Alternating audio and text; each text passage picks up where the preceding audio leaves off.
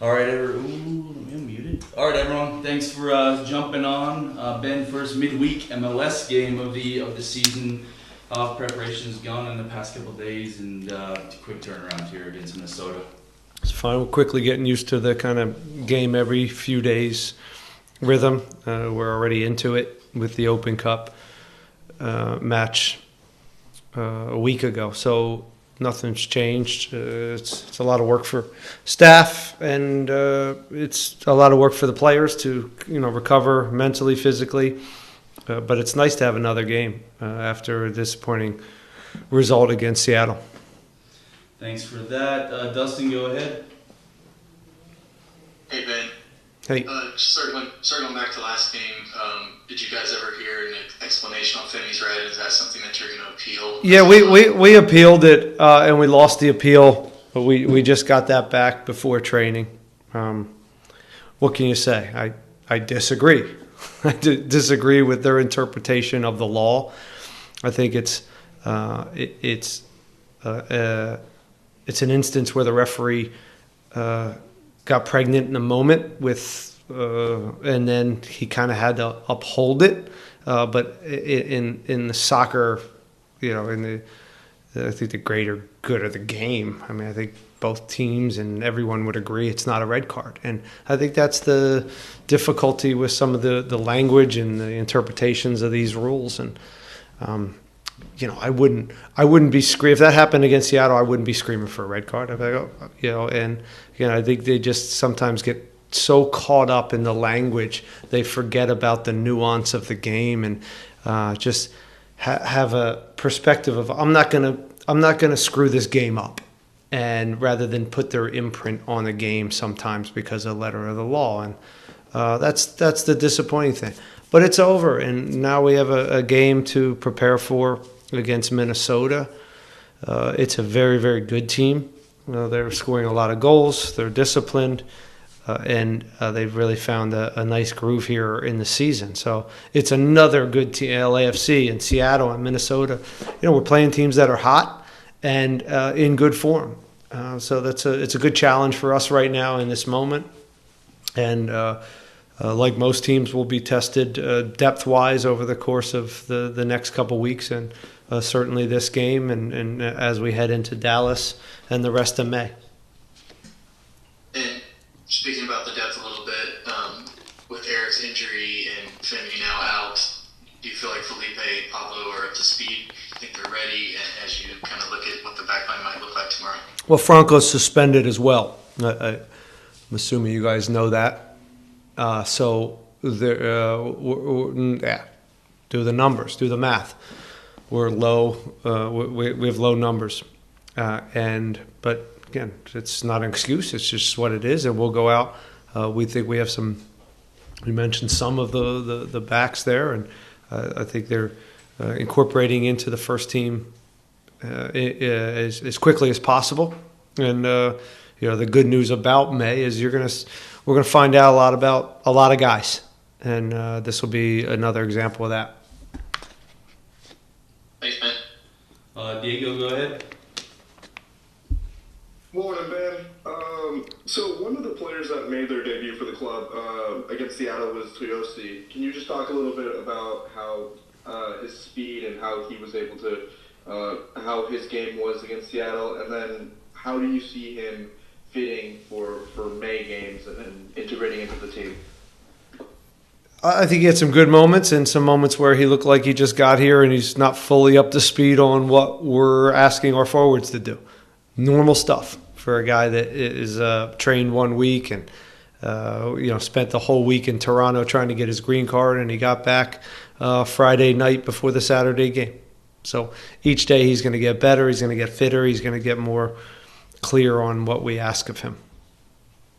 And then talk to me through planning and working with such as the medical staff or other members of the coaching staff about rotating players throughout this month of May, where you guys often have 2 games a week and balancing different competitions. It's a good question, and it's a real dance because you plan, right? You kind of try to stay ahead of it, but that rarely goes according to plan. And guys get sore, pick up knocks. And so it's a daily conversation with everybody, sports science, the trainers, doctors, and our coaching staff. And, sometimes tactics play into it. Sometimes it's just about energy. And so it's a dance. It's a dance, and so sometimes you get it right, sometimes you get it wrong. Sometimes you get it wrong, and it may have been wrong the other way if you tried the other thing. Sometimes you get it right, and it would have been right if you chose the other one.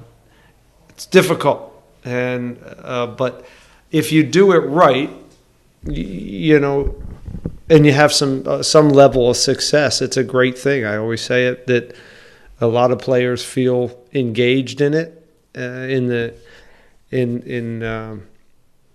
the season, and that's always a healthy thing.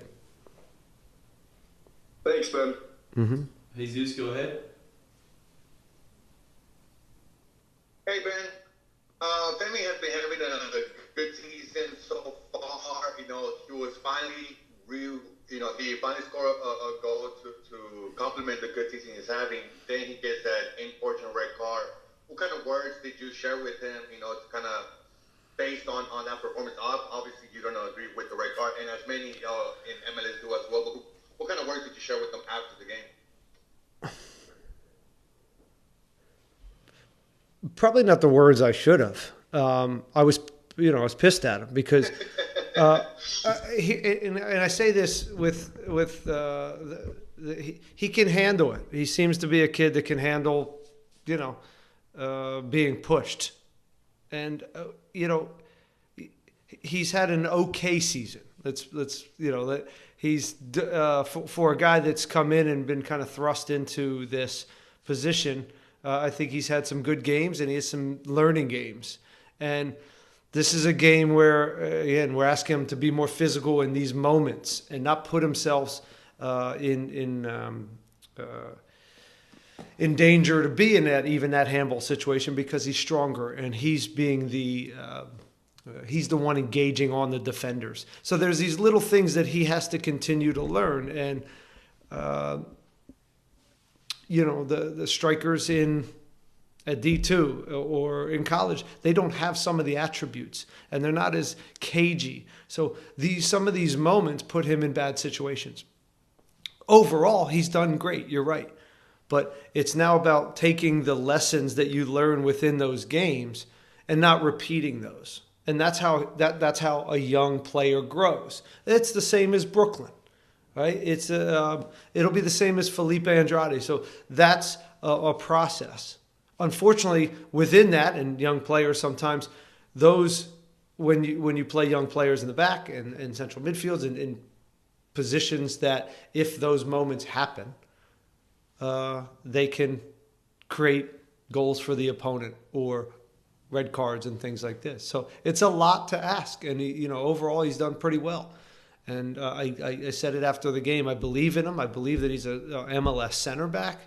But you have to, again, make sure you learn the lessons as you go. And but he's got a lot of great qualities as a player, and he's growing in a whole bunch of different areas.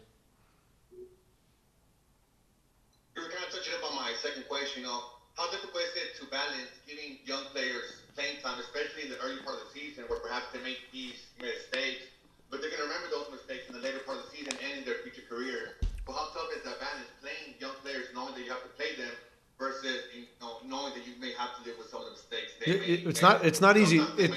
It's not easy. This is not how we drew this up, but this is what it is right now. And so we're asking a lot of guys that maybe aren't fully ready or ready as some when we look at the opponents. But that's who we are right now. So it's our job as a staff to make sure they're as well prepared and supported as much as possible, because, again, it was a very good first half against Seattle with everybody we had in there. And by the way, it's not just our youngsters. Okay, there's a lot of other guys that are fouling up in moments that are costing us goals that aren't young players. So to put all this on young players is maybe I hope I'm not coming across that way. And the coaching staff is also part of why we're in this situation. We can be better. Certainly, I can. So we're long story short, we're in this together. We got a good group we believe in. Yes, hopefully by the end of May, we have a very good feel for who we are. And we've incorporated some players. We get a little healthier. And, for the second half of the season, we're in good shape and we can rack up enough points to be in the postseason. And lastly, just how you partnered up with Kenny and Arlen to protect the set pieces that Minnesota comes with.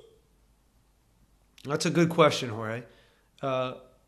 We've spent a little extra work on them in set pieces because they're a high-quality team and they've got 6 or 7, I think, goals. And not only are they good on, your traditional, whether it's the corner kick or set pieces in and around the box, they'll come from distance. They'll pop it in the box, long throw-ins. It's about numbers, and I don't know what the ratio is, but they're part of the reason they're good is because they get so many and they put so many balls in the box and they create chaos.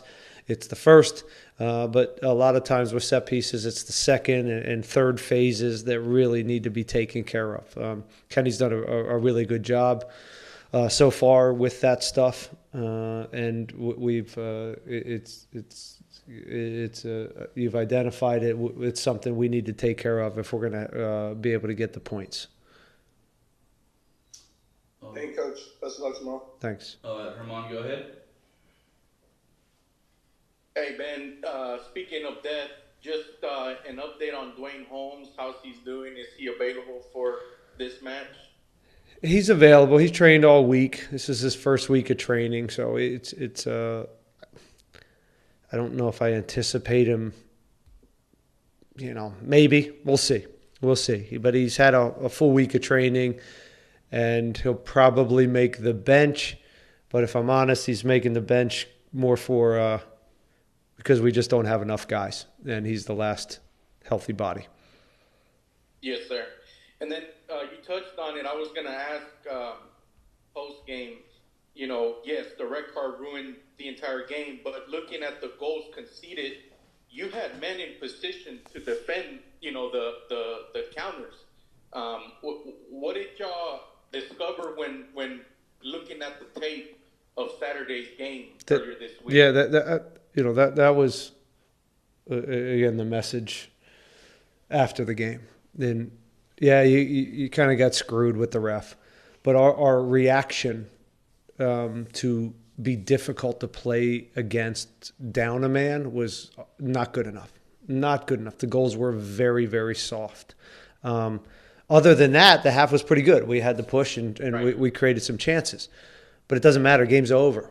You have 2 moments like that whether even the first goal was controllable.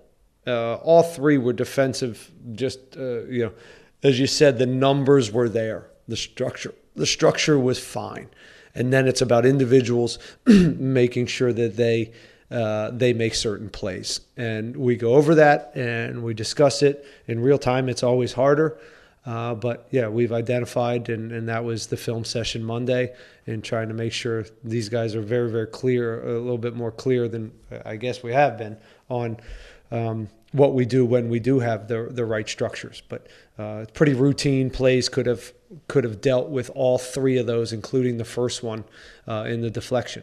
And we have tough conversations because that stuff we just have to be better in those controllable moments. Because if someone beats us and plays, hits us in transition, and those are moments sometimes you have to tip your hat.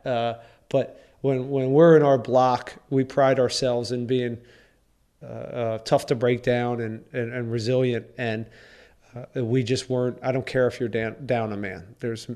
We should be much more resolute when we were down a man. We should have been in that game for a while and kept it 1-1 as long as possible.